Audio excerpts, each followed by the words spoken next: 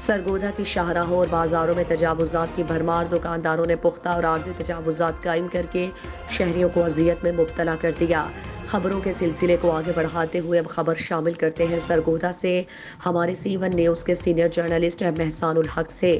شاہینوں کے شہر سرگودا شہر کے بازاروں میں تجاوزات مافیا سرگرم، شہر بھر میں پختہ اور عارضی تجاوزات نے شہر کا حلیہ بگاڑ کر رکھ دیا۔ خریداری کے لیے آنے والے شہری بڑھتی ہوئی تجاوزات کی وجہ سے اذیت میں مبتلا، جبکہ میونسپل کارپوریشن کا عملہ انکروچمنٹ فرضی کارروائی کر کے سب اچھا کی رپورٹ پیش کرتے ہیں۔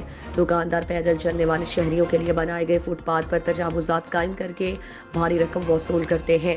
شہریوں کا کہنا ہے کہ انتظامیہ تجاوزات مافیا کے خلاف سخت ایکشن لے تاکہ تجاوزات کی وجہ سے شہر کا حسن ماند نہ پڑ جائے۔ کمشنر صاحبہ ڈی سی سرگودا، سی او میٹروپولیٹن کارپوریشن سرگودا سے ایکشن لینے کی اپیل۔ کیمرہ مین ٹیم کے ساتھ سینئر جرنلسٹ ایم احسان الحق، شاہینوں کا شہر سرگودا۔